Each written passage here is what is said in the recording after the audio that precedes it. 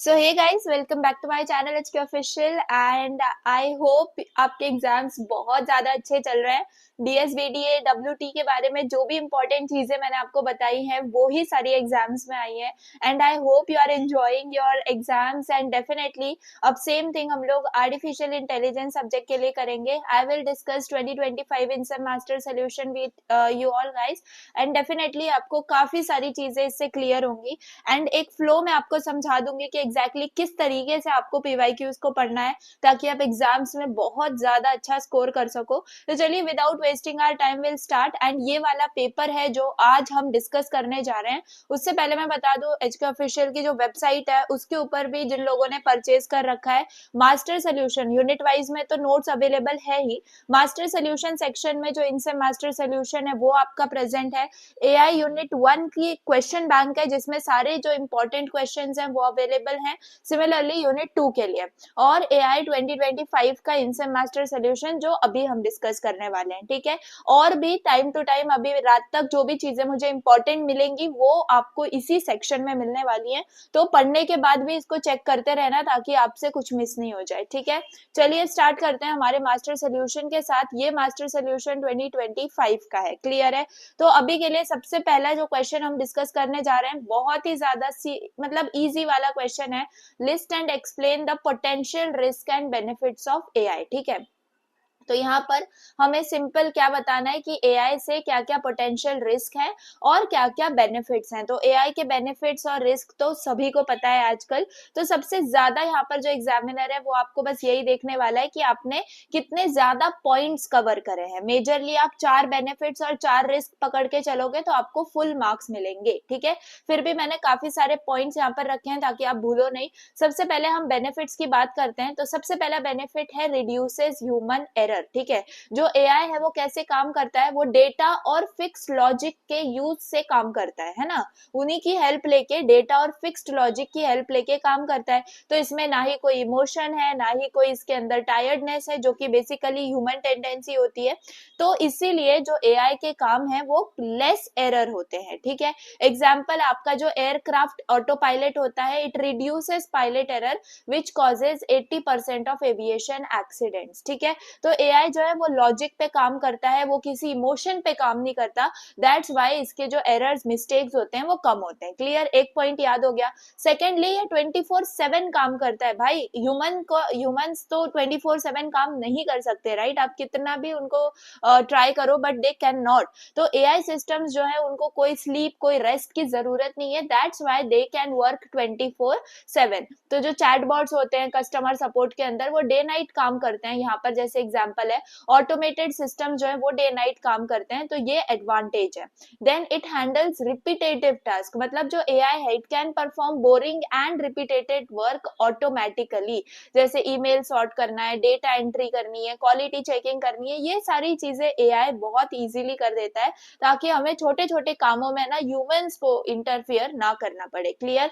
तो repetitive task आपका AI handle कर लेता है। देन फास्टर डिसीजन, जो एआई है वो काफी ह्यूज डेटा को फास्टली क्विकली एनालाइज कर लेता है, ठीक है। जैसे कि बैंक्स जो है वो एआई का यूज करते हैं ताकि वो फ्रॉड ट्रांजैक्शन को इंस्टेंटली डिटेक्ट कर पाए।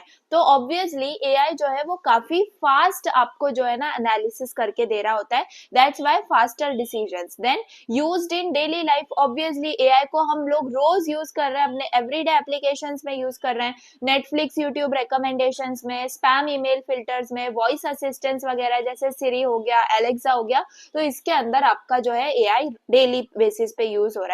देन अनबायस्ड रिजल्ट्स, ऑब्वियसली क्यों, क्योंकि आपने अगर एआई को करेक्टली ट्रेन किया तो एआई को किसी पर्सनल बायस की जरूरत नहीं है जैसे कि ह्यूमंस, फाइन। तो जैसे कि लोन अप्रूव करना है, मेडिकल डायग्नोसिस वगैरह इसके एग्जांपल है। तो एआई कुछ नहीं बस डेटा फॉलो करता है एंड आपको रिजल्ट्स देता है, क्लियर है। तो ये आपके हो गए बेनिफिट्स। 6 बेनिफिट्स मैंने आपको बता दिए। रिस्क के बारे में बात करें तो इट इज फर्स्ट रिस्क यही है कि it is very high cost, है ना।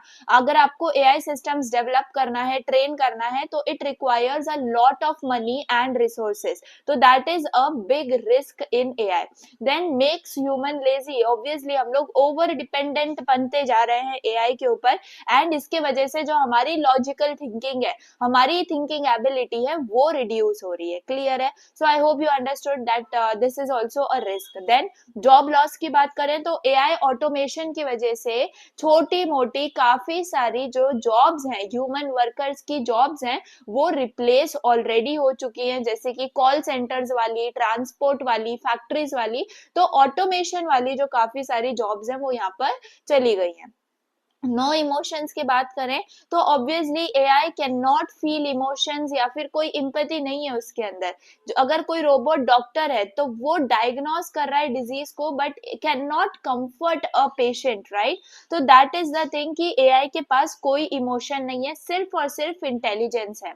It can not think creatively, obviously AI सिर्फ और सिर्फ ट्रेन्ड डेटा पे काम कर सकता है, तो वो कंप्लीटली न्यू आइडियाज के ऊपर काम नहीं कर सकता, या न्यू आइडियाज वो क्रिएट नहीं कर सकता लाइक ह्यूमंस। तो that is also a risk. Okay, then privacy concerns की अगर बात करें तो एआई सिस्टम्स जो है वो large amount of personal data collect करते हैं। क्लियर? जैसे फेस रिकॉग्निशन हो गया, सर्विलियंस सिस्टम हो गया, तो काफी सारा डेटा है, तो यहाँ पर आपकी प्राइवेसी जो है वो काफी रिस्क पे आ जाती है। ठीक है? So I hope you understood. तो एक बार याद कर लो, आपको यहाँ पर याद रखना है कि ह्यूमन एरर्स रिड्यूस होते हैं, 24/7 काम करता है, रिपीटेटिव टास्क हैंडल कर लेता है, फास्टर डिसीजंस लेता है, डेली लाइफ में हम इसको यूज कर रहे होते हैं, और अनबायस्ड रिजल्ट भेजता है। ठीक है? रिस्क की बात करें तो ऑब्वियसली काफी हाई कॉस्ट है, ह्यूमंस को लेजी बना रहा है, इसकी वजह से जॉब लॉस हो रहा है, कोई इमोशंस नहीं है, and it can not think creatively, and at last privacy concerns. Fine. तो फर्स्ट क्वेश्चन में तो आपको कोई यहाँ पर जो है ना प्रॉब्लम नहीं आने वाली है, वही चीज मैंने यहाँ पे समराइज कर दी है। ठीक है? चलो, यहाँ पर सेकंड क्वेश्चन आपका आया था कि right a brief note on foundation and history of AI. History of AI आपको देखने में टफ लगेगा, कॉम्प्लिकेटेड लगेगा, लेकिन बहुत सिंपल है, एंड इसको हमेशा याद करके जाना। यहाँ पर आपको सबसे पहले फाउंडेशन की बात करी जा रही है, तो एआई को सीखने के लिए एआई कोई एक बिल्ट इन एक सब्जेक्ट नहीं है, वो काफी सारे डिफरेंट फील्ड्स की नॉलेज जो है ना वो यूज करता है। तो सबसे पहली फील्ड जो एआई यूज करता है वो है फिलोसॉफी। ठीक है? फिलोसॉफी जो है ना, फिलोसॉफी आपके ऐसे क्वेश्चंस पूछता है जैसे कि क्या ये मशीन सोच सकती है, can this machine think, how does the mind work, और gave us logic and formal reasoning. Basically ये सारे आइडियाज जो है ना हेल्प करते हैं to develop logical reasoning in AI, है ना? तो फिलोसॉफी से क्या होने वाला है, कुछ नहीं, मैं आपको मतलब ना एक शॉर्ट वर्ड्स लिख देती हूँ जिससे आप याद रखोगे। यहाँ पर आपको थिंकिंग एंड रीजनिंग, ये दो वर्ड्स याद रखने हैं फिलोसॉफी से रिलेटेड। ठीक है? देन मैथमेटिक्स ऑब्वियसली यूज होता है, यहाँ पे मैथमेटिक्स हमें टूल्स प्रोवाइड करता है, जैसे कि लॉजिक करना, प्रोबेबिलिटी, अल्गोरिदम्स, कॉम्प्लेक्सिटी थ्योरम्स वगैरह। तो ये सारी चीजें मैथमेटिक्स से आ रही होती हैं ताकि एआई प्रॉब्लम्स को काफी एफिशिएंटली सॉल्व कर पाए। तो यही सारे वर्ड्स आपको यहाँ पर याद रखना है। फिर भी मैं आपको दो वर्ड्स बताऊं तो यहाँ पर आपको लॉजिक एंड अल्गोरिदम्स को याद रखना है। ठीक है? तो क्या ये दो वर्ड्स आप याद रख पाओगे? डेफिनेटली। देन इकोनॉमिक्स की बात करते हैं। इकोनॉमिक्स भी जो है ना ये क्या स्टडी करता है, डिसीजन मेकिंग स्टडी करता है, जब आउटकम्स जो है वो अनसर्टन हो जाते हैं। तो एआई इकोनॉमिक्स का यूज करता है to choose the best action. Okay? जैसे कि एआई जो है ना बेस्ट मूव चूज कर रहा है, आपके गेम खेल रहे हो एंड वो बेस्ट मूव चूज कर रहा है, तो that is happening because of economic. तो यहाँ पर आपको बस याद रखना है क्या, best decision making, best decision making. ठीक है? बस आपने इतना भी लिखा है, इनको इलेबोरेट कर दिया तो इट्स फाइन। देन आपके पास आता है न्यूरो साइंस। ऑब्वियसली यहाँ पर हम इसको आर्टिफिशियल इंटेलिजेंस बोल रहे हैं, तो ऑब्वियसली न्यूरो साइंस सब्जेक्ट लगेगा because it studies how the human brain works, और एआई न्यूरल नेटवर्क जो है वो ब्रेन न्यूरॉन्स से ही इंस्पायर्ड है। तो यहाँ पर आपको इस चीज का याद रखना है, यहाँ पर सिर्फ आप ब्रेन न्यूरॉन्स जो है ना न्यूरल नेटवर्क से कनेक्टेड है, बस आपको इतना याद याद रखना है। देन साइकोलॉजी की बात करें तो साइकोलॉजी क्या स्टडी करता है, एग्जैक्टली ह्यूमंस कैसे थिंक करते हैं, कैसे लर्न करते हैं। तो इसी वजह से एआई आज इतना जो है ना मतलब मॉडर्न हुआ है, इतना डेवलप हुआ है, क्योंकि उसने यही पैटर्न लर्न किया है कि इंसान कैसे सोच रहा है और इंसान कैसे समझ रहे हैं चीजों को। सिमिलर पैटर्न ने एआई एआई जो है वो डेवलप करता है लर्निंग मॉडल्स को और नॉलेज रिप्रेजेंटेशन को। क्लियर है? तो साइकोलॉजी यानी कि यहाँ पर क्या हुआ, लर्निंग बिहेवियर आपका यहाँ पर समझा गया। Clear? Learning behaviour.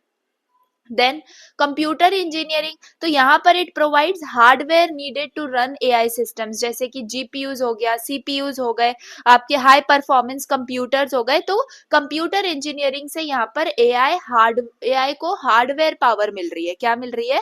Hardware power मिल रही है। समझ में आ गई बात? देन लिंग्विस्टिक्स की बात करें तो लिंग्विस्टिक्स यानी कि लैंग्वेज, तो लिंग्विस्टिक्स के अंदर आपका जो एआई है वो ह्यूमन लैंग्वेज को स्टडी करता है। This helped create natural language processing, यानी कि आपकी एनएलपी जो आपने बहुत बार सुना होगा, जिससे ही आपका जो मशीन है वो ह्यूमन लैंग्वेज को अंडरस्टैंड कर पाता है। जैसे चैटबॉट, वॉइस असिस्टेंट्स वगैरह है, उसके अंदर ये यूज होता है। तो लिंग्विस्टिक्स यहाँ पर आपको याद रखना बहुत इंपॉर्टेंट है। एट लास्ट कंट्रोल थ्योरी, तो यहाँ पर कंट्रोल थ्योरी का यूज होता है to study self regulating systems, जिसके अंदर आप फीडबैक का यूज करके अपने आप में इंप्रूवमेंट करते हो। That is your control theory. तो यहाँ पर आपको याद रखना है क्या? Feedback control. ठीक है? Feedback control simple. एंड इसमें सब आपको बिल्कुल याद रखने की जरूरत नहीं है, आपको जितना याद रहता है, जैसे philosophy, mathematics, economics, neuro science, psychology, जितना आपको याद रहता है, computer engineering, linguistics, control theory, आप उतना याद रख सकते हो। Majorly 4-5 are enough. ओके, अब हिस्ट्री ऑफ एआई की बात करें तो काफी ज्यादा सिंपल है। नाउ जो टाइमलाइन है वो आपको यहाँ पर याद रखना है। तो बेसिकली यहाँ पर आप बोल सकते हो कि जो फर्स्ट न्यूरॉन मॉडल डिस्कवर हुआ था, फर्स्ट न्यूरल मॉडल, वो 1943 के अंदर हुआ था। ठीक है? ये फर्स्ट मैथमेटिकल मॉडल था। क्लियर है? यहाँ पर जो कि मतलब ब्रेन न्यूरॉन से यहाँ पर इंस्पायर्ड था। तो यहाँ पर क्या हुआ, फाउंडेशन हुआ आपके न्यूरल नेटवर्क का। सेकेंडली 1950 में एलन ट्यूरिंग ने ट्यूरिंग टेस्ट प्रपोज किया। ट्यूरिंग टेस्ट के बारे में हमने पढ़ा हुआ है। यहाँ पर हम समझते हैं कि क्या मशीन्स जो है वो थिंक कर सकती हैं, कैन मशीन्स थिंक। तो ये प्रपोज किया था एलन ट्यूरिंग ने इन 1950, जिससे हमने मशीन इंटेलिजेंस को चेक किया था। देन डार्टमाउथ कॉन्फ्रेंस के अंदर एआई ऑफिशियली नाम दिया था आर्टिफिशियल इंटेलिजेंस। ये फर्स्ट टाइम टर्म हुआ था इनटू योर डार्टमाउथ कॉन्फ्रेंस। अगर आपको ये याद नहीं रह रहा है ना, सिंपल ये जो लाइंस है ना, मतलब first neuron model discovered, then Turing test proposed, then AI officially name, बस इतना भी याद रखोगे तो दैट इज इनफ। फाइन। तो 1956 में हमने एआई टर्म जो है वो इंट्रोड्यूस की थी। देन 1956 से 1969 के बीच में गोल्डन ईयर्स थे एआई के। क्यों? क्योंकि इसके अंदर मतलब काफी अर्ली प्रोग्राम्स क्रिएट करे थे, जैसे कि जीपीएस यानी कि general problem solver. Okay, Lisp यानी कि आपकी लिस्प जो प्रोग्रामिंग लैंग्वेज है जो एआई में यूज होती है, वो यहाँ पर इंट्रोड्यूस हुई थी। एलिजा चैटबॉट को यहाँ पर इंट्रोड्यूस किया था। तो रिसर्चर्स जो है वो काफी ऑप्टिमिस्टिक थे इस पर्टिकुलर डिकेड के अंदर। फाइन।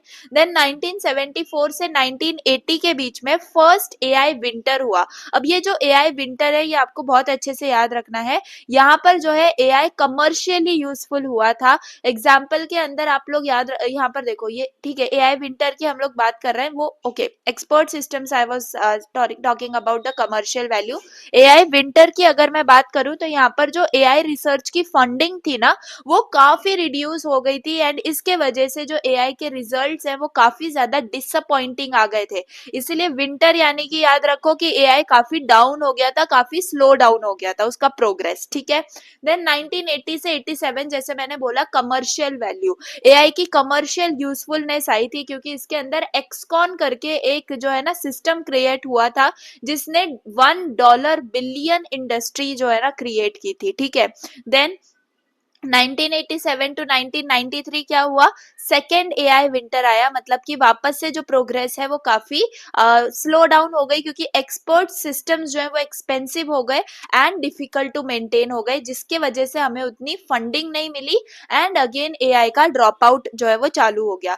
देन 1997 के अंदर अगर हम बात करें तो डीप ब्लू, आईबीएम का जो डीप ब्लू है ना, आईबीएम का डीप ब्लू अगर आपने सुना हुआ होगा, उसने वर्ल्ड चेस चैंपियन जो था गैरी, आई रिमेम्बर या गैरी कैस्परोव, तो यहाँ पर उस वर्ल्ड चेस चैंपियन को डिफीट किया था आईबीएम के डीप ब्लू ने, जो कि फर्स्ट एआई बना था to defeat world champion in chess. ठीक है, तो ये काफी ज्यादा बड़ी अचीवमेंट थी। देन 2012 के अंदर एलेक्स नेट आया। एलेक्स नेट यहाँ पर क्या हुआ, जो डीप लर्निंग है ना, डीप लर्निंग स्टार्ट हुआ एंड इसके अंदर इमेज नेट का कंपटीशन हुआ। तो न्यूरल नेटवर्क्स ने जो है ना स्टार्ट किया डोमिनेटिंग द कंप्यूटर विजन। ठीक है, कंप्यूटर विजन, तो यहाँ पर आप बता सकते हो कि डीप लर्निंग का एरा स्टार्ट हुआ था एंड कंप्यूटर विजन पे काफी ज्यादा फोकस था।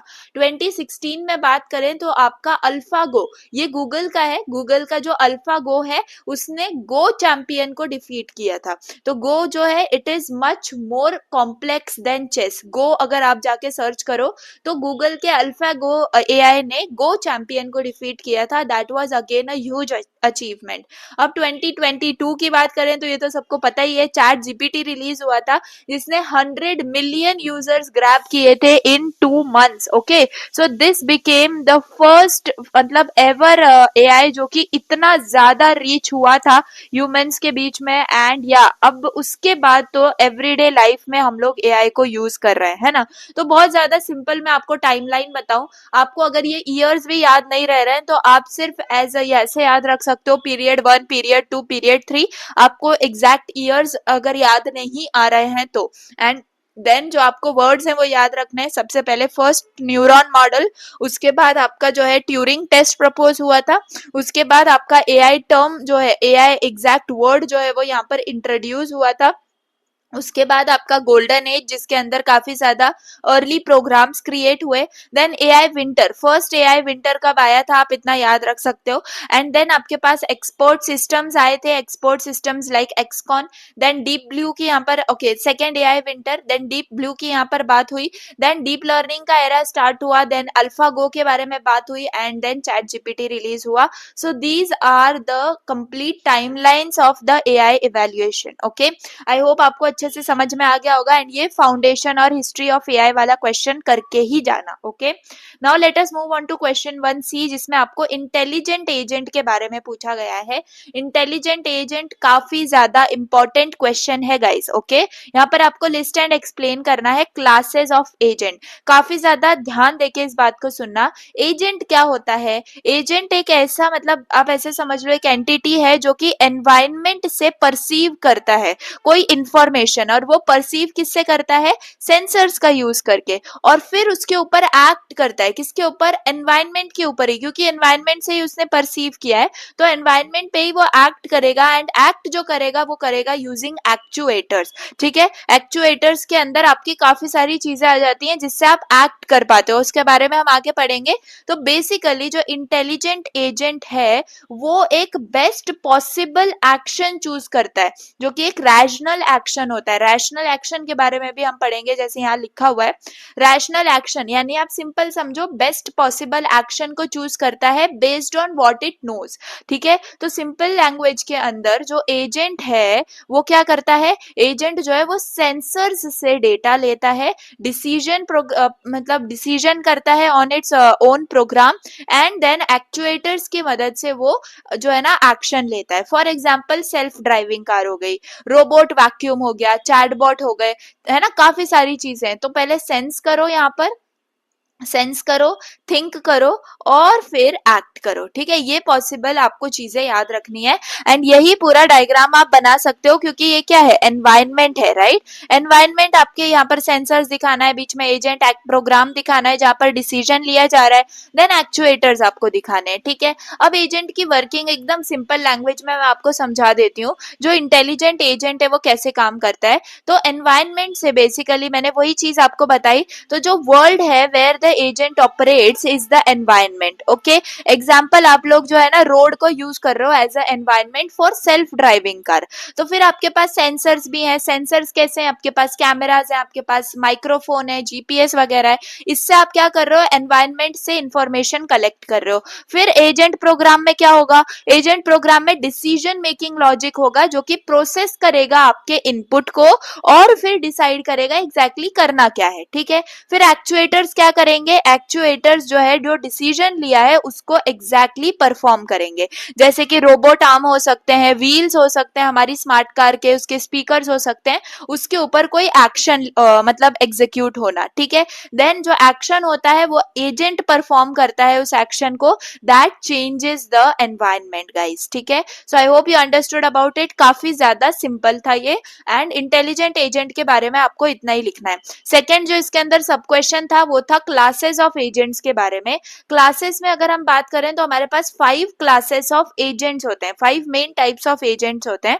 इजी आप लोग इनको याद रख सकते हो एज SMGUL. ठीक है. आपके पास सिंपल रिफ्लेक्स है, आपके पास मॉडल बेस्ड है, गोल based, utility based and learning agent. तो सबसे पहली बात सिंपल रिफ्लेक्स एजेंट की बात करें तो ये एकदम सिंपलेस्ट एजेंट है आपका. ठीक है. ये क्या करता है? ये एक्शन चूज करता है only based on the current situation. अगर ऐसा है तो ऐसा कर दो, मतलब इफ देन आपको यहाँ पर लिखना है बहुत ज्यादा याद से. ठीक है. इफ देन वाला लॉजिक जो है वो सिंपल रिफ्लेक्स एजेंट यूज करता है. अगर टेम्परेचर इतना है, फॉर एग्जाम्पल अगर temperature less than 20 degree Celsius है तो हीटर ऑन कर दो, है ना. जैसे यहाँ पर लिखा है थर्मोस्टेट का हमने जो है ना बेसिक उसके अंदर सिंपल रिफ्लेक्स एजेंट डाल दिया है कि अगर टेम्परेचर लेस देन 20 डिग्री है तो हीटर को जो है ना ऑन कर दो. तो ये ऐसा सिंपल रिफ्लेक्स एजेंट्स होते हैं हमारे कि बेसिकली हमने उनको पहले से ही बता रखा है अगर ऐसा होगा तो आपको ऐसा करना है. क्लियर है.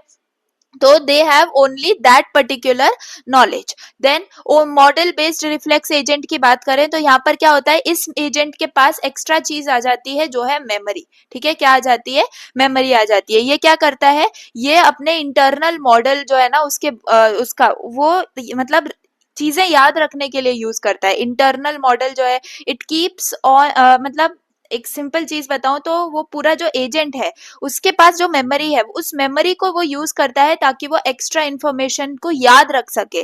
ठीक है. जैसे रोबोट वैक्यूम होता है, वो रिमेम्बर कर पाता है कि कौन से रूम में उसने क्या क्लीन किया, है ना. तो ये सारी चीजों के लिए एक मेमोरी असाइन कर दी जाती है एंड वो मेमोरी अगर है तो it comes under model based reflex agent. Fine.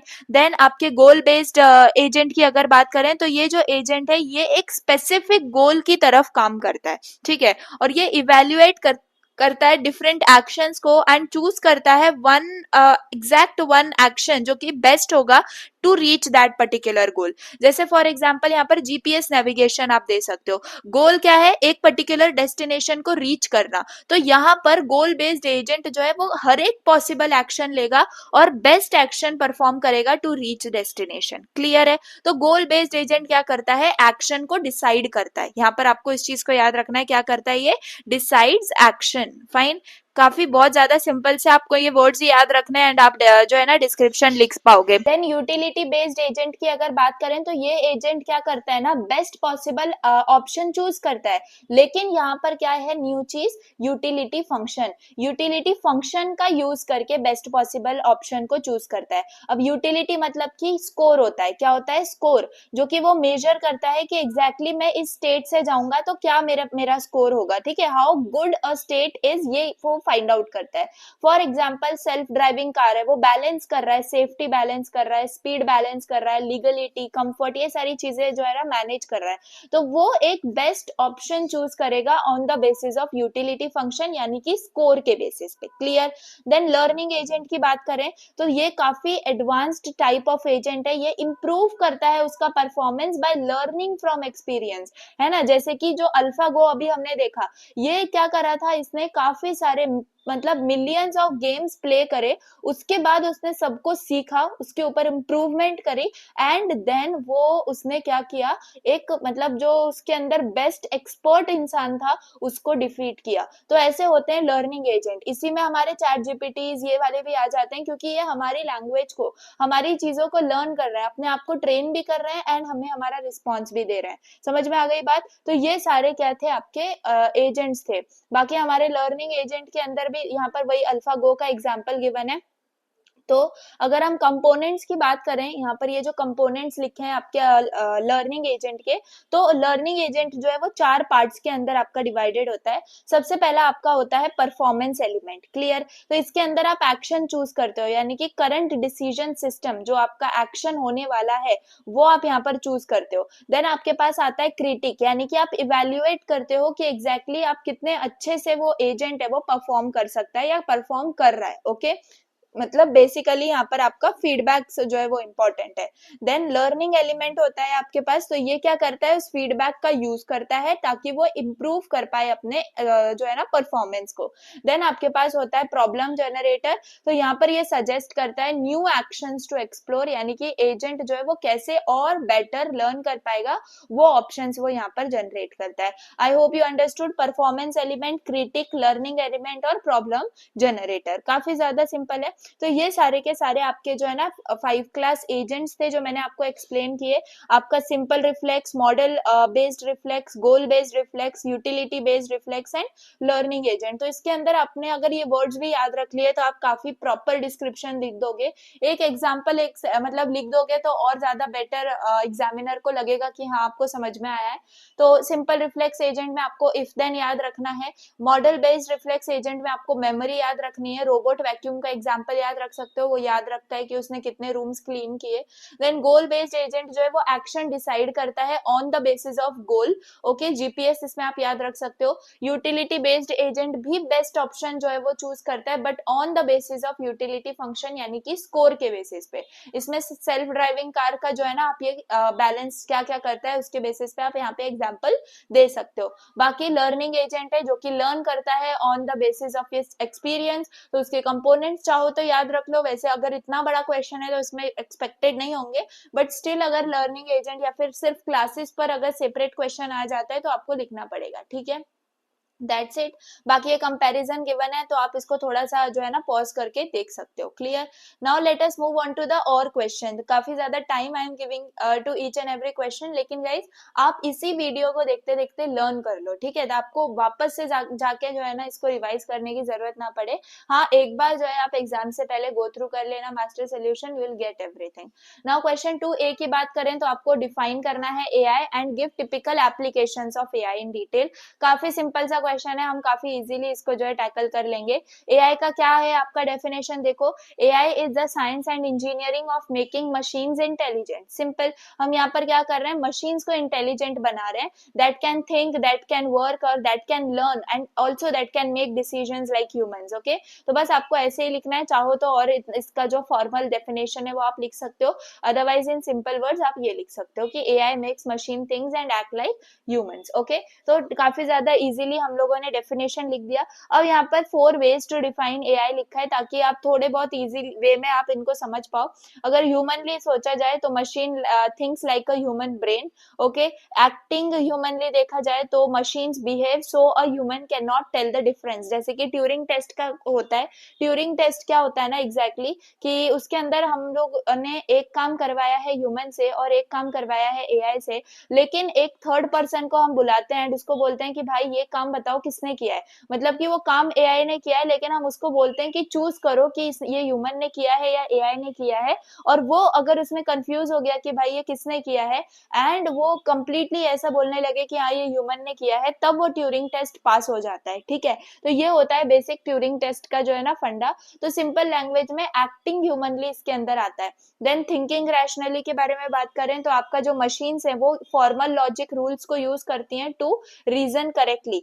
Okay. Then acting, ये सारी चीजें आर नॉट रिक्वायर्ड इस पर्टिकुलर क्वेश्चन में, क्योंकि आप डिफाइन करना है आपको एआई, तो आप सिंपली अपनी लैंग्वेज में एआई डिफाइन कर सकते हो एंड एग्जांपल्स लिख सकते हो। बाकी एप्लीकेशंस ऑफ एआई के अंदर आई होप कि आप ये रीड करके समझ लोगे। हेल्थ केयर में जो है आपके एप्लीकेशंस हैं, ट्रांसपोर्ट में, गेम प्लेइंग में, नेचुरल लैंग्वेजेस के अंदर, computer vision, recommendation, finance, robotics, education, agriculture. तो ये जो है ना, एक बार आप रीड कर लोगे तो बहुत इजीली आप इसको लिख लोगे, ठीक है। एकदम बच्चों वाले क्वेश्चन है, आई डोंट थिंक सो मुझे आपको इतना एक्सप्लेन करने की जरूरत है।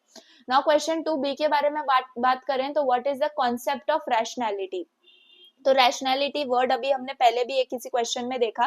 तो रैशनैलिटी का मतलब क्या होता है, काफी ज्यादा सिंपल, जो अभी तक हम देखते आ रहे हैं, हमारे पास काफी सारे एक्शंस हैं, बट हमें उसमें से एक बेस्ट पॉसिबल एक्शन को चूज करना होता है based on the available information, ताकि हम बेस्ट रिजल्ट को अचीव कर पाए या फिर बेस्ट परफॉर्मेंस कर पाए। उसी चीज को रैशनैलिटी बोला जाता है। एक बार रीड कर लो, rationality means doing the right thing, choosing the action that is expected to give the best result based on available information and a defined performance measure।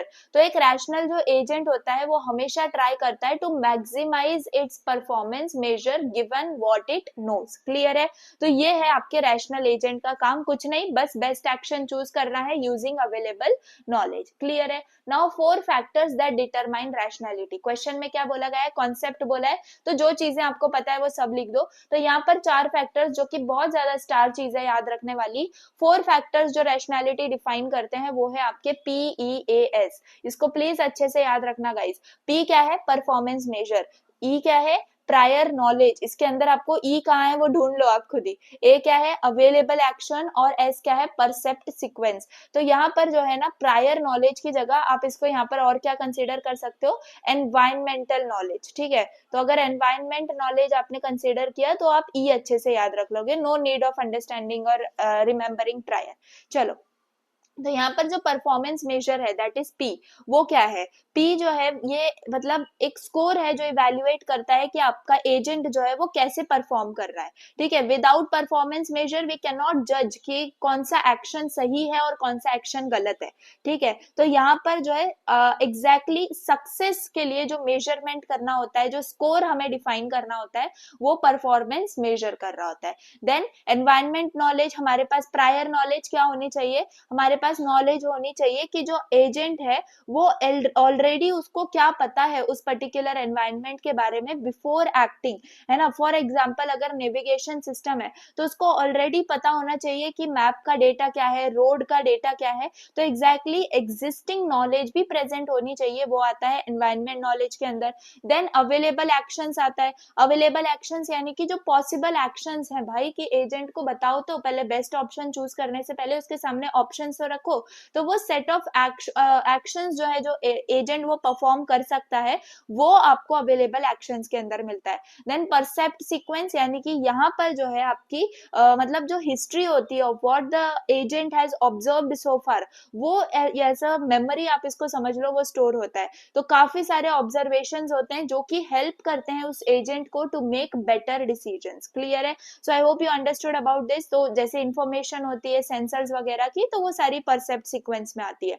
I hope you got it about this. काफी ज्यादा simple है, PS को हमेशा याद रखना। अगर rationality पे कोई क्वेश्चन है तो ये 4 फैक्टर्स आपको लिखने ही होते हैं, परफॉर्मेंस मेजर, एनवायरमेंटल और प्रायर नॉलेज, अवेलेबल एक्शंस और परसेप्ट सीक्वेंस। काफी इजीली मैंने आपको एक्सप्लेन कर दिया है, बस यही जो एक्सप्लेनेशन है आपको याद रखना है। ठीक है, बाकी इंपॉर्टेंट पॉइंट्स क्या है, rational is not equal to omniscient, यानी कि जो मतलब रैशनल एजेंट होता है ना, उसको हमेशा सब कुछ पता होता है, ये बिल्कुल नहीं होता। वो सिंपली जो डिसीजन लेता है वो अवेलेबल इंफॉर्मेशन के ऊपर लेता है, तो ये आपको याद रखना है। तो वो ओमनिसेंट यानी कि उसको सब पता है। It is not like that agent को सब पता हो, ये बिल्कुल जरूरी नहीं है। And rational is not equal to always successful. Obvious सी बात है, rational agent can still fail due to bad luck, और फिर अनएक्सपेक्टेड इवेंट्स भी हो जाते हैं। तो अगर आपके ब्रेक फेल हो जाए अनएक्सपेक्टेडली, तो उसके अंदर ये वाली कंडीशन होती है कि वो फेल हो जाए। तो ऐसा मत समझो कि जो रैशनल एजेंट है वो हमेशा सक्सेसफुल होगा, ठीक है। Then rational is not equal to perfect, यानी कि जो रैशनैलिटी है इसका मतलब है कि बेस्ट डिसीजन होगा with current knowledge, okay, not the perfect outcome. ऐसा मत समझो कि ऐसा भी हो सकता है कि उसको वो नॉलेज ही नहीं मिली या उसके वो अवेलेबल एक्शंस के अंदर ही नहीं रहा जो बेस्ट पॉसिबल चीज हो उसके लिए, है ना। तो वो सिर्फ जो आंसर निकालता है वो अवेलेबल इंफॉर्मेशन पे निकालता है, तो ये आपको याद रखना है। ये काफी कॉमन सी चीजें आप लिख के दिखा सकते हो। बाकी ये रैशनल टैक्सी ड्राइवर का एग्जाम्पल है जो आप समझ सकते हो, काफी सिंपल है, एंड आपको जो मर्जी चाहे जो आपको एग्जाम्पल लिखना है वो आप लिख सकते हो, एक बार इसको रीड कर लेना, ठीक है। तो ये था आपका क्वेश्चन 2B जिसमें हमने रैशनैलिटी को डिस्कस किया। फाइन। नाउ क्वेश्चन 2C के अंदर आपको बोला गया है what is an agent and it's environment in AI, list the different types of environments with examples, ठीक है। तो यहाँ पर भी एजेंट का एक ही काम है, आपको याद रखना है। एजेंट जो है ना वो सिर्फ एनवायरनमेंट से परसीव करता है थ्रू सेंसर्स एंड एक्ट करता है on it through actuators, clear है। तो यहाँ पर ये क्या यूज करता है, एजेंट फंक्शन का यूज करता है जो कि कन्वर्ट करता है वो जो इनपुट्स हैं, कौन से इनपुट्स, वो इन परसेप्ट्स जो उसने सेंसर से लिए है ना वो सारे इनपुट्स को कन्वर्ट करता है इनटू एक्शंस, क्लियर है। तो एजेंट फंक्शन का क्या है, एजेंट फंक्शन ये है, मतलब कि P जो है यहाँ पर ये फंक्शन है P and it gives that what, action. तो P क्या है, परसेप्ट कर रहा है जो भी उसको सेंसर से मिल रहा है एंड वो जो है एग्जैक्टली एक्शंस में कन्वर्ट कर रहा है, ठीक है, सही है बात। तो यहाँ पर आपको ऐसे एजेंट बताना है। एनवायरनमेंट क्या होता है, environment is everything outside the agent, clear है। जो भी वर्ल्ड है जहां पर एजेंट ऑपरेट कर रहा है वो होता है आपका एनवायरनमेंट। ये इंफॉर्मेशन प्रोवाइड करता है एजेंट को और जो एक्शंस एजेंट लेता है ना, परफॉर्म करता है, वो सारे रिसीव करने का काम करता है, सही है बात। एजेंट एनवायरनमेंट डायग्राम वही दिखाना है जो हमने इंटेलिजेंट एजेंट के केस में दिखाया था। हमारे पास एनवायरनमेंट है, सेंसर्स हैं, एजेंट प्रोग्राम है, एक्चुएटर्स हैं, यही सारी चीजें हैं। तो एनवायरनमेंट क्या करता है, इंफॉर्मेशन प्रोवाइड करता है, सेंसर्स क्या करते हैं, इस इंफॉर्मेशन को कलेक्ट करते हैं। एजेंट क्या करता है, एजेंट प्रोग्राम प्रोसेस करता है, एजेंट प्रोग्राम क्या करता है, प्रोसेस करता है उस डेटा को, और उसके बाद एक्चुएटर्स जो है वो एक्शन परफॉर्म करते हैं, और इसके वजह से जो एनवायरनमेंट है वो चेंज हो जाता है, ठीक है, सही है बात। आई hope you understood. Now types of environment के अंदर हमारे पास 7 टाइप्स ऑफ एनवायरनमेंट होते हैं, 7 प्रॉपर्टीज होती हैं जो हम यूज करते हैं टू क्लासिफाई द एनवायरनमेंट। सबसे पहले बात है ऑब्जर्वेबिलिटी, ठीक है। ऑब्जर्वेबिलिटी यानी कि एजेंट जो है वो कंप्लीट स्टेट ऑफ एनवायरनमेंट को देखना चाहिए। फॉर एग्जांपल अगर चेस की बात हो रही है तो पूरा का पूरा चेस विजिबल होना चाहिए एजेंट को, क्लियर है। तो एजेंट कैन, अगर फुल्ली है तो एजेंट को पूरी चीज दिखनी चाहिए, और अगर पार्शियली ओवर ऑब्जर्वेबल है मतलब को एजेंट को जो है वो कुछ इंफॉर्मेशन तो दिखनी ही चाहिए, जैसे कि पोकर के अंदर, फाइन। तो ऑब्जर्वेबिलिटी के अंदर फुल्ली और पार्शियली आ जाते हैं। देन आपके पास एजेंट्स होते हैं, सिंगल एजेंट और मल्टी एजेंट। सिंगल यानी कि सिर्फ एक एजेंट एग्जिस्ट करता है, जैसे कि अगर मेज सॉल्व करना है एंड स्नेक एंड लैडर वाला है तो इसमें मल्टी लगेगा, ठीक है। तो मल्टीपल एजेंट्स जो है वो इंटरैक्ट करते हैं जैसे कि चेस प्लेयर्स के अंदर। देन डिटर्मिनिज्म आता है, तो यहाँ पर जो है डिटर्मिनिस्टिक और स्टोकेस्टिक। तो डिटर्मिनिस्टिक के अंदर सेम एक्शन जो है वो हमेशा प्रोड्यूस करता है सेम रिजल्ट, क्लियर है। और स्टोकेस्टिक के अंदर जो रिजल्ट है उसके अंदर रैंडमनेस हो सकती है, उसके अंदर अनसर्टेनिटी हो सकती है, क्लियर। देन एपिसोड्स के बारे में बात करें, एपिसोडिक और सिक्वेंशियल। तो जो एपिसोडिक होता है तो हर एक डिसीजन जो है वो इंडिपेंडेंट होता है। सिक्वेंशियल के अंदर जो डिसीजन है वो फ्यूचर को अफेक्ट करता है, जो करंट डिसीजन आप लोगे वो फ्यूचर डिसीजन को अफेक्ट करेगा, जैसे कि ऑब्वियसली चेस के अंदर होता है। देन डायनामिक्स आता है जिसमें स्टैटिक और डायनामिक होता है। तो स्टैटिक मतलब एनवायरनमेंट को कोई चेंज नहीं होता अगर एजेंट सोच रहा है, अगर थिंक कर रहा है तो, बट डायनामिक के अंदर वर्ल्ड जो है वो चेंज होता रहता है, फाइन। देन आपके पास आता है स्टेट्स, तो आपके पास डिस्क्रीट स्टेट है और कंटिन्यूअस स्टेट है। तो डिस्क्रीट की अगर हम बात करें तो फाइनाइट नंबर ऑफ स्टेट्स होते हैं इसके अंदर, क्लियर है। जैसे चेस है तो वो उस पर्टिकुलर चेस के अंदर ही आपको खेलना है, उससे बाहर कहीं जाना नहीं है, तो दैट इज डिस्क्रीट। कंटिन्यूअस यानी कि इनफाइनाइट पॉसिबल स्टेट्स होते हैं, जैसे कि रोबोट आर्म के मूवमेंट हो गए तो वो आपका कंटिन्यूअस हो जाता है। देन नॉलेज की अगर हम बात करें तो यहाँ पर नोन और अननोन होता है। तो बेसिकली नोन एनवायरनमेंट और अननोन एनवायरनमेंट ऐसा होता है। तो अगर नोन एनवायरनमेंट है मतलब कि एजेंट को ऑलरेडी पता है इसके क्या रूल्स हैं, क्या आउटकम्स हैं, जैसे कि चेस में होता है। अननोन की बात करें तो एजेंट को जो है एक्सप्लोर करते करते सीखना है, जैसे कोई नया गेम है या फिर कोई नया रियल वर्ल्ड रोबोट का टास्क है, तो उसको क्या करना है ना, लर्न करते करते एक्सप्लोर करना है। तो ये सारे आपके जो है ना टाइप्स होते हैं of environment. Observability, agent, determinism, then episodes, dynamics और स्टेट्स और नॉलेज। ठीक है, तो इसको आप कैसे करके याद रखते हो वो आप देख लो, बट इस चीज को याद रखना आपके लिए इंपॉर्टेंट है। ठीक है, तो यहाँ पर जो है परफेक्ट आंसर आप इस क्वेश्चन का कैसे दोगे, सबसे पहले एजेंट और एनवायरनमेंट का आप डेफिनेशन दोगे, उसके बाद एजेंट एनवायरनमेंट का डायग्राम बना के दिखाओगे, एंड एट लास्ट आप 7 प्रॉपर्टीज दिखा दोगे विथ एग्जाम्पल। क्लियर है? नाउ थर्ड ए क्वेश्चन के अंदर क्या दिया है, चलो ये तो पूरा समरी है, आप देख सकते हो। क्वेश्चन 3A के अंदर बोला है explain in detail about problem solving agent with an example. अब प्रॉब्लम सॉल्विंग एजेंट क्या होता है, वो आपका गोल ड्रिवन, यानी कि गोल ड्रिवन जो एजेंट, हमने टाइप्स ऑफ एजेंट देखे, उसमें से जो गोल बेस्ड एजेंट होता है ना, उसका टाइप है आपका प्रॉब्लम सॉल्विंग एजेंट। ये क्या करता है, sequence of actions find out करता है to reach a desired goal. Clear है? डिजायर्ड गोल तक रीच करने के लिए क्या करता है, sequence of actions find out करता है। तो इंस्टेड ऑफ रीचिंग इमीडिएटली, ये एजेंट क्या करता है, सबसे पहले अंडरस्टैंड करता है क्या एग्जैक्टली प्रॉब्लम है, फिर सर्च करता है उसके सोल्यूशन के बारे में, एंड उसके बाद उसको स्टेप बाय स्टेप एग्जीक्यूट करता है। क्लियर? तो प्रॉब्लम सॉल्विंग एजेंट का हमेशा याद रखो, ये क्या करता है, पहले थिंक करता है, फिर प्लान करता है, और फिर क्या करता है, एक्ट करता है। क्लियर है बात? ओके अब जीपीएस जैसे शॉर्टेस्ट रूट फाइंड आउट करने वाला होगा, तो उसके अंदर प्रॉब्लम सॉल्विंग लगती है। चेस एआई है, उसको बेस्ट मूव फाइंड आउट करने के लिए अगेन आपका प्रॉब्लम सॉल्विंग एजेंट लगता है। अब कौन से 4 स्टेप्स हैं जो प्रॉब्लम सॉल्विंग एजेंट करता है, सबसे पहला स्टेप है गोल फॉर्म्युलेशन, है ना। गोल फॉर्म्युलेशन में क्या होता है, एग्जैक्टली क्या अचीव करना है वो आपका यहाँ पर डिसाइड होता है।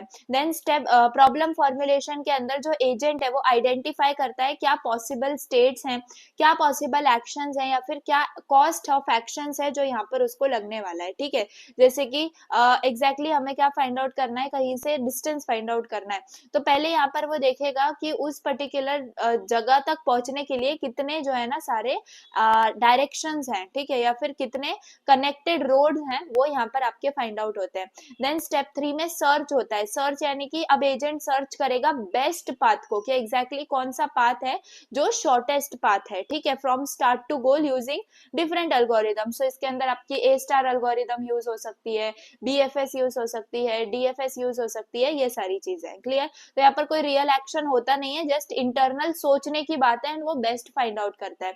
एंड स्टेप 4 में आपका एग्जैक्ट एक्शन होता है, यानी एग्जीक्यूशन होता है। एक बार आपको सोल्यूशन मिल गया, अब एजेंट जो है वो उसको एग्जीक्यूट करेगा स्टेप बाय स्टेप। क्लियर है? मतलब अब ड्राइव करेगा सिटी टू सिटी। समझ में आ गई बात? तो ये सिंपल 4 स्टेप्स है, गोल फॉर्मुलेशन, प्रॉब्लम फॉर्मुलेशन, सर्च और एग्जीक्यूशन। ये आप अच्छे से याद रख सकते हो। अब कंपोनेंट्स क्या क्या होते हैं आपकी प्रॉब्लम के, सबसे पहला कंपोनेंट होता है इनिशियल स्टेट, यानी कि आपको स्टार्टिंग पॉइंट पता होना चाहिए। फिर एक्शंस, ऑल पॉसिबल एक्शंस, मतलब एग्जैक्टली आपको कहाँ से कहाँ जाना है, तो उसके बीच में जितने स्टेट्स आ रहे हैं वो आपको याद होने, मतलब पता होने चाहिए, तो ये एक्शंस आ जाते हैं। उसके बाद आपके पास ट्रांजिशन मॉडल आता है। ट्रांजिशन मॉडल के अंदर आप डिस्क्राइब करते हो what happens after performing an action, है ना। एक्शन करने से पहले हम उसको प्रेडिक्ट कर लेते हैं कि ये एक्शन लेने के बाद क्या होगा रिजल्ट। क्लियर? देन गोल टेस्ट होता है, मतलब आप चेक करते हो whether the agent has reached the goal, है ना, करंट सिटी में क्या वो पहुंच गया है या नहीं। Then path cost, exactly total cost of actions taken. तो ऐसे जो है ना आपका पूरे स्टेप्स होते हैं, कंपोनेंट्स होते हैं प्रॉब्लम के। ये एग्जांपल है, वही आप इसमें जो भी आपको इजी लगे वो आप यहाँ पर दिखा सकते हो। Clear? Now compare depth first and best first search methods. Clear है? ये क्वेश्चन आया है। तो यहाँ पर जो है ना डेप्थ फर्स्ट सर्च जो होती है, ये क्या करती है, ये सर्च ट्री को एक्सप्लोर करती है। यहाँ पर अगर आपकी ये सर्च ट्री है, जैसे फॉर एग्जांपल ये आपकी सर्च ट्री है, तो ये क्या करेगा ना, ये डेप्थ के अंदर सर्च करेगा। ठीक है, पहले डेप्थ के अंदर सर्च करेगा, ऐसे जाएगा। समझ में आ रही है बात? तो यहाँ पर ये एक्सप्लोर करता है सर्च ट्री को as depth as possible along one path before going to another path. मतलब सबसे पहले इसको इस पाथ को फॉलो करेगा, फिर ये पाथ, और अगर उसके बाद कोई होगा तो वो, तो पहले एक के डीप में जाएगा और उसके बाद दूसरे को जो है एग्जीक्यूट करेगा। सो यहाँ पर जो यूज होता है वो है आपका लीफो यानी कि स्टैक, ठीक है। लीफो प्रिंसिपल यानी कि स्टैक आपका यहाँ पर यूज होता है, और ये अल्गोरिदम जो है डीपर टू डीपर जाती रहती है until it reaches a dead and, यानी कि जैसे जब तक ये लीफ एंड तक नहीं आ जाता तब तक वो डीप जाएगा एंड उसके बाद बैक ट्रैक करेगा एंड नेक्स्ट के अंदर डीप में जा रहा होगा। समझ में आ गई बात? तो यही यहाँ पर बताया जा रहा है। विजिट का ऑर्डर क्या होगा, ए बी, फिर यहाँ पर क्या है डी ई सी, अभी ये देखो ये पूरा नीचे तक है, फिर उसके बाद डी पे जाएगा, फिर ई पे आके फिर सी पे जाएगा, ठीक है। तो ऐसे ही आपको पता होगा डीएफएस, अगर आपने ग्राफ्स पढ़े होंगे डीएसए के अंदर, तो ये सेम चीज है। और उसके बाद वापस से यहाँ पर डी तक जाने के बाद फिर से ये बैक ट्रैक करेगा टू ए और फिर ट्राई करेगा टू सी पे जाने के लिए। क्लियर? तो ये होता है डीएफएस। बेस्ट फर्स्ट सर्च की बात करें, यानी कि ग्रीडी बेस्ट फर्स्ट, यानी कि बेस्ट फर्स्ट के अंदर क्या होता है ना, आप सिलेक्ट करते हो उस नोड को दैट मतलब appears closest to the goal, है ना। यहाँ पर हम जो यूज करते हैं वो यूज करते हैं ह्यूरिस्टिक फंक्शन का। ये देखो ह्यूरिस्टिक फंक्शन यानी कि एच ऑफ एन का यहाँ पर यूज किया जाता है। एच ऑफ एन यानी कि एस्टिमेटेड डिस्टेंस, ठीक है। आप एस्टिमेटेड डिस्टेंस जो है वो फाइंड आउट कर लेते हो। क्लियर है? तो एस्टिमेटेड डिस्टेंस आप नोड से लेके गोल तक फाइंड आउट कर लेते हो। और यहाँ पर जो यूज होता है वो है प्रायोरिटी क्यू। क्या यूज होता है? प्रायोरिटी क्यू का यूज होता है, ये बात याद रख लेना। अब जो नोड होगी लोवेस्ट एच ऑफ एन की, यानी कि लोवेस्ट जिसका ह्यूरिस्टिक फंक्शन होगा, वो आप सबसे पहले एक्सपांड करते हो, ठीक है। तो आप ऐसे एक्सपांड कर रहे होते हो, इनके ह्यूरिस्टिक फंक्शन ऑलरेडी लिखे हैं तो इस हिसाब से आप चल रहे होते हो। और बेस्ट फर्स्ट क्या चूज करेगा सबसे पहले, यहाँ पर आपको कहाँ जाना है, जिस गोल पे जाना है ना, तो उसका देखेगा सबसे पहले यहाँ से, फिर ये डायरेक्टली बी चूज नहीं करेगा, ये सी चूज करेगा, फिर यहाँ पर आ रहा होगा।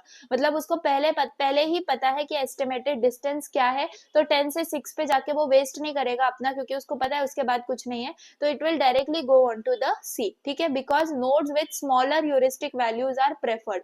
इसलिए यहाँ पर अगर मैं रफ करके आपको दिखाऊं, यहाँ पर दिखाऊं, तो यहाँ पर जो है 10 है, 10 तो उसको चूज ही करना है। 6 और 3 में से अगर चूज करना है तो वो 3 को चूज करेगा। क्यों? क्योंकि ये क्या है, स्मॉलेस्ट, एंड यही मैंने आपको बताया कि लोवेस्ट एच ऑफ एन को यहाँ पर कंसीडर किया जाता है। बेस्ट फर्स्ट यानी कि आप हमेशा चूज करते हो नोड जो कि क्लोजेस्ट है उसके गोल के साथ। समझ में आ रही है बात? बहुत ज्यादा सिंपल था। बाकी ये जो है ना डिफरेंस आप लिख के दिखा सकते हो, कैटेगरी एंड ऑल, ये सब आप रीड कर लेना। बेजर जो आपको लिखना था वो मैंने आपको समझा दिया। आपको कंपेयर करना है, आपको ये एक बार जो है रीड कर लेना। मैं आपको इसका टाइम दे रही हूँ, स्क्रीनशॉट ले लो एंड इसको टाइम टू टाइम आप रीड करते रहो एंड एग्जाम से पहले भी देख लेना, ठीक है। Now right a note on a heuristic function. Exactly heuristic function क्या होता है उसके बारे में देखो। तो जो एच ऑफ एन यानी कि ह्यूरिस्टिक फंक्शन होता है, इसको हम यूज करते हैं एआई सर्च एल्गोरिदम्स के अंदर to estimate cost from a current state to the goal, है ना। एग्जैक्टली आपको यहाँ से यहाँ पहुंचना है, तो एस्टिमेट करने के लिए मतलब पहले से फाइंड आउट करने के लिए कि क्या आपका जो है ना डिस्टेंस होगा या क्या कॉस्ट होगा फ्रॉम करंट स्टेट से गोल तक जाने के लिए, उसको फाइंड आउट करने के लिए ह्यूरिस्टिक फंक्शन का यहाँ पर यूज होता है, ठीक है। और ये यहाँ पर ये जो ह्यूरिस्टिक फंक्शन है ये हेल्प करता है अल्गोरिदम्स को to move towards the goal faster by choosing the most promising node. Clear है?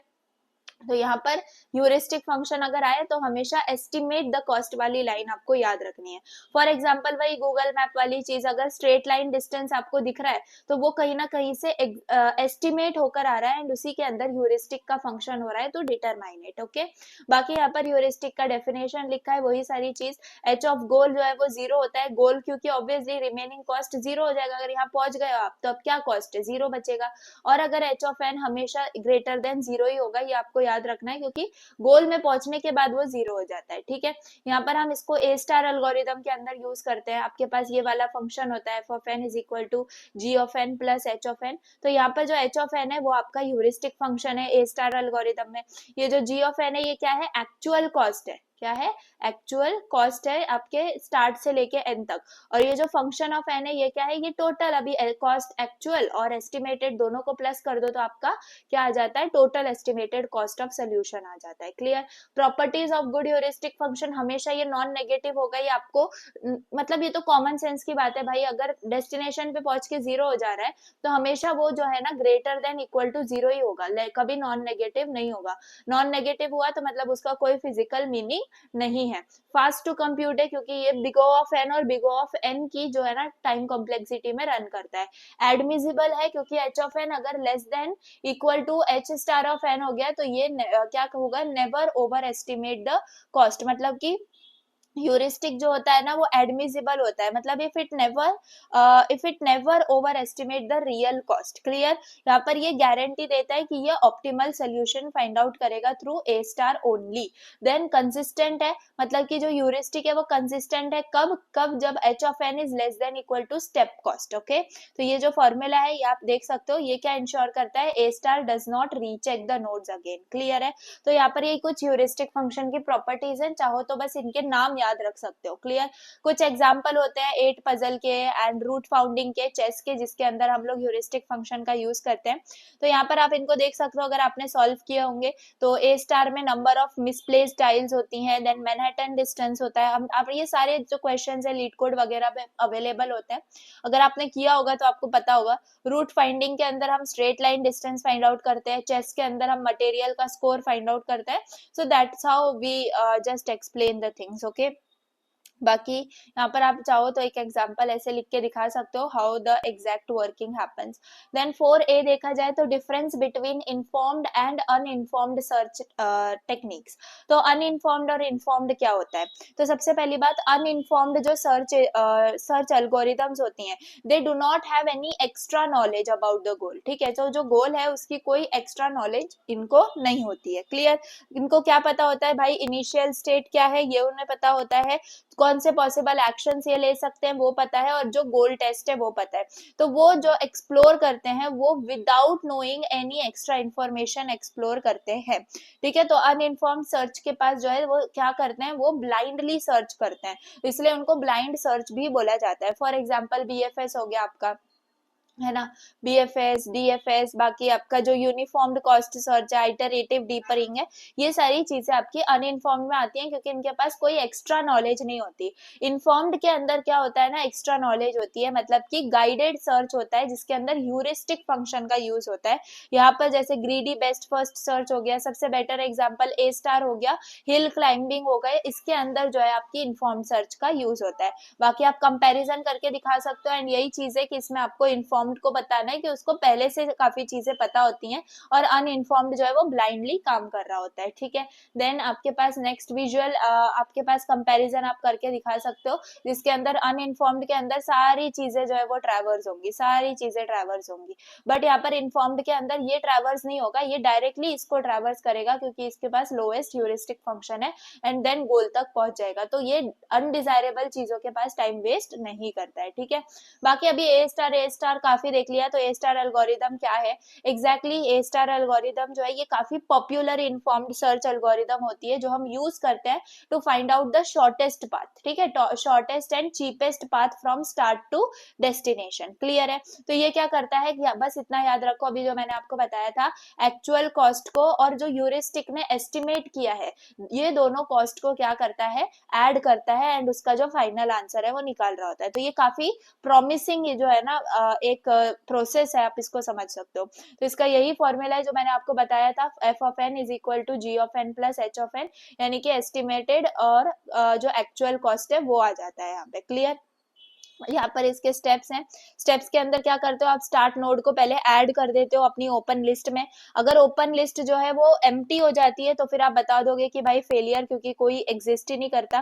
देन फिर आप सिलेक्ट करते हो नोड को with the lowest f of n। ठीक है, जिसका लोएस्ट f ऑफ n है उसको आप यहाँ पर चूज करते हो, एंड अगर वो गोल नहीं है, अगर वो गोल है तो सक्सेस। ठीक है, अगर वो गोल है तो क्या कर दोगे आप, उसको रिटर्न कर दोगे, नहीं तो फिर आप क्या करोगे, नेक्स्ट के पास जाओगे, जो कि मतलब आप उसको क्लोज्ड लिस्ट के अंदर मूव कर दोगे, एंड फिर आप सक्सेसर नोड्स जनरेट करोगे और कैलकुलेट करोगे। ठीक है, तो ये रिपीट करोगे आप अंटिल आप गोल को जो है ना रीच नहीं कर जाओ। ठीक है, बाकी काफी एग्जांपल्स हैं, मतलब ये सारी चीजें आप इसमें देख सकते हो। ठीक है, बाकी इतना ज्यादा टफ नहीं देखना है, आप जीपीटी को बोलो ए स्टार एल्गोरिदम का basic example they they, and वही आप जो एग्जाम में लिख लेना। ठीक है, प्रॉपर्टीज क्या है ए स्टार की, क्या वो कंप्लीट है, यस, क्या वो ऑप्टिमल है, यस, टाइम कॉम्प्लेक्सिटी भी इसके पास जो है एक्सपोनेंशियल है in the error of H, optimal among all algorithms using the same H, बाकी स्पेस कॉम्प्लेक्सिटी यहाँ पर आपको बतानी है, ठीक है। तो बेसिकली आपको इतना ही याद रखना है, बाकी एडमिसिबल कंडीशन यही है कि जो एच ऑफ एन होता है बेसिकली वो less than equal to H star of N होता है, ठीक है। तो एच स्टार ऑफ एन क्या है, ट्रू ऑप्टिमल कॉस्ट है, क्या है, ट्रू ऑप्टिमल कॉस्ट, ये आपको याद रखना है। और बाकी ये जो एच ऑफ एन है ये तो हमें पता है ह्यूरिस्टिक ने एस्टिमेट करा हुआ कॉस्ट है, तो जो ह्यूरिस्टिक है it can not over estimate the real cost, मतलब कि एग्जैक्टली आपने आपका आप दिल्ली में हो, आपको आना कहाँ है, पुणे आना है, ठीक है। तो यहाँ से आपको यहाँ तक कहीं दिखेगा, अब इससे आगे नहीं पहुंच रहे हो आप, यहाँ से कहीं मतलब ऐसा मत समझो कि यहाँ से आप साउथ तक का डिस्टेंस आपको मिल जाएगा, ओवर एस्टिमेट नहीं कर सकता ह्यूरिस्टिक फंक्शन, ये आपको याद रखना है, ठीक है। स्ट्रेट लाइन डिजाइन है, वो कभी भी रियल रोड डिस्टेंस से ज्यादा नहीं हो सकती है, ठीक है। बाकी एडवांटेजेस डिसएडवांटेजेस यहाँ पर आप लिख के दिखा सकते हो। अब ऑप्टिमाइजेशन प्रॉब्लम क्या होती है, लास्ट क्वेश्चन ये आपके 2025 पेपर का। तो ऑप्टिमाइजेशन प्रॉब्लम एक प्रॉब्लम है जहां पर मतलब where the goal is to find the best possible solution from all possible solutions, and ये हम फाइंड आउट करते हैं based on the objective function, objective function का यूज करके हम फाइंड आउट करते हैं। So we do not care about the path taken और एनीथिंग, वी जस्ट मतलब care about the quality of the final result, ठीक है। फाइनल रिजल्ट आ गया, दैट मैटर्स, क्लियर है। तो ऑप्टिमाइजेशन मतलब आप ऐसे समझो कि आप वन नाइट पहले पढ़ रहे हो एग्जाम के, या आप एक मंथ पहले से रेडी कर रहे हो, या फिर आप एकदम स्टार्ट से पढ़ रहे हो बहुत ज्यादा सिंसियरली, इट डजेंट मैटर। अगर आपने पेपर के मतलब जो पेपर में आप कर रहे हो एग्जैक्टली अगर एक रात पहले भी पढ़ के आपने अच्छा स्कोर किया, दैट मैटर्स, है ना। तो final result matters, that is nothing but your optimization, जिसके अंदर आप बेस्ट सोल्यूशन फाइंड आउट कर रहे होते हो। तो ऑप्टिमाइजेशन क्या यूज करता है, आपका ऑब्जेक्टिव फंक्शन का यूज करता है, जिसको हम एफ ऑफ एक्स बोलते हैं। एंड एफ ऑफ एक्स क्या होता है, score that measures how good a state is, clear है। तो दो टाइप की ऑप्टिमाइजेशन होती है, मैक्सिमाइजेशन एंड मिनिमाइजेशन। मैक्सिमाइजेशन के लिए हम सोल्यूशन फाइंड आउट करते हैं with the highest value of F x, ठीक है, जैसे कि मैक्सिमम करना है हमें प्रॉफिट, तो उसके लिए।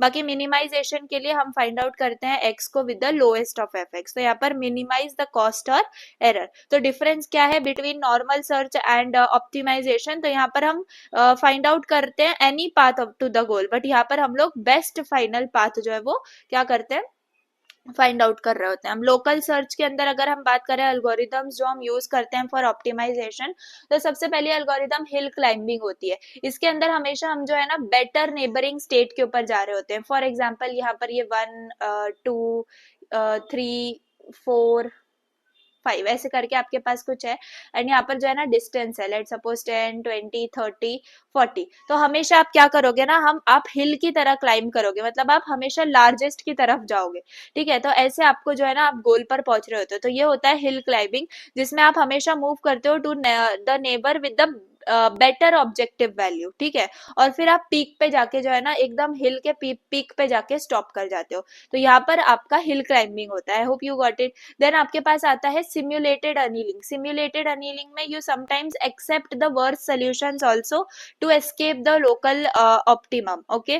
देन जेनेटिक एल्गोरिदम होती है, यहाँ पर आप सिलेक्शन, क्रॉसओवर, म्यूटेशन वगैरह का यूज करते हो to evolve the better solutions, clear. तो इसमें 8 क्वींस प्रॉब्लम आप यहाँ पर बता सकते हो। 8 क्वींस अगर चेस बोर्ड के ऊपर होती हैं तो मतलब आपको पता है ना ये प्रॉब्लम, यहाँ पर no queen can attack another, तो इसका ऑब्जेक्टिव यही है कि मिनिमाइज कर दो number of attacking queen pairs, okay. तो आप स्टार्ट करते हो रैंडम प्लेसमेंट के साथ, है ना। उसके बाद आप इंप्रूव करते हो यूजिंग व्हाट, हिल क्लाइंबिंग।